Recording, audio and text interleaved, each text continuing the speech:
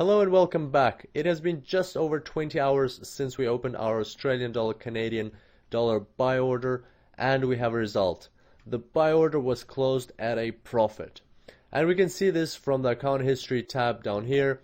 As you can see, the green indicates that the order was closed at take profit, and this single order brought us $22.74 of real money from the Forex market. So congratulations on that. Right now our account is sitting at a total of $119.20 profit, and as you recall, we started off with simply $500 on the account. So if I bring up the calculator now and we divide $119.20 by 500, we'll see that in total we have earned over 23% of profit just through these three trades. That's an incredible result.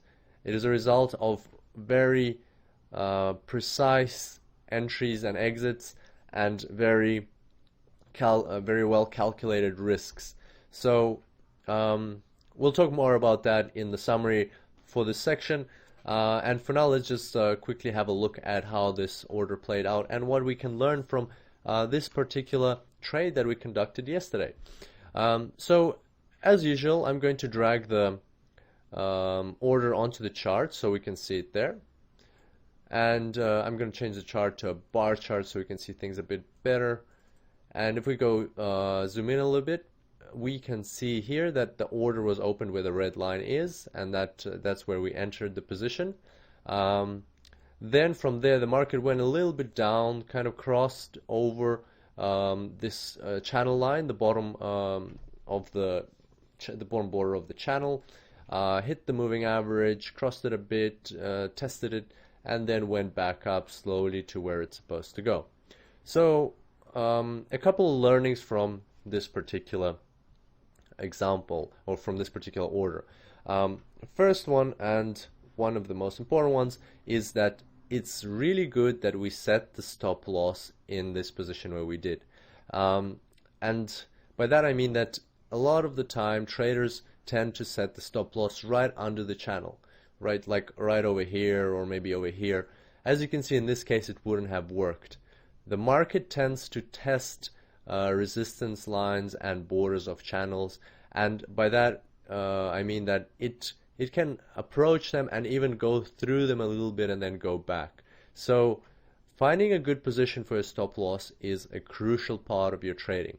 In this case, I'll remind you that we looked at the psychological level of 95, and that was protecting our stop loss, so we set our stop loss below that level. Also definitely it has to be below this bottom border of the channel. Another interesting thing about the stop loss is, and this is something I didn't mention yesterday, but it's good to analyze it today. As you can see, the stop loss was also protected by the moving average. So not only the 95, not only the channel border and the 95, 0.95 psychological resistance level were protecting a stop loss, but also the moving average was.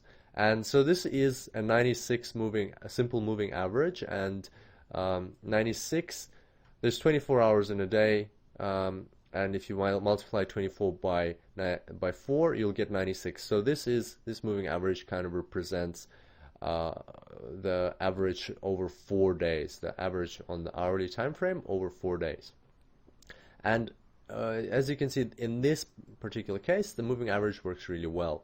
The price bounced off the moving average here, then bounced off the moving average over here again, then bounced off the moving average here again, and yesterday, after we conducted our trade, the price also once again bounced off the moving average.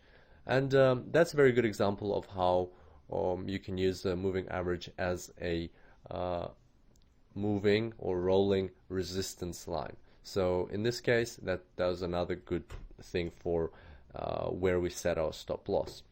And finally, if we look here at the take profit, what happened here is the price has reached the take profit, which is great, but it has not yet reached the top border of the channel. So there is a potential for the price to keep going, and maybe that will happen. But if you recall, the way we set this take profit was it had to be below the important psychological level of 0.96, which is here, which I'm currently showing with the cursor. So this is also a very crucial part of your trading, to set your take profits at strategic levels, like below or above.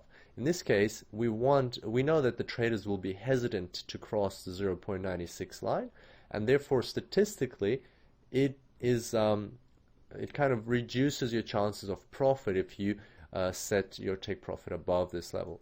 So sometimes it is worth being a bit more conservative and setting your take profits below these levels. So being kind of, rather than just going for big bucks, being more strategic about your trading. So those are kind of the learnings from this example, and or from this particular trade. And I look forward to seeing you in the next tutorial. Until then, happy trading.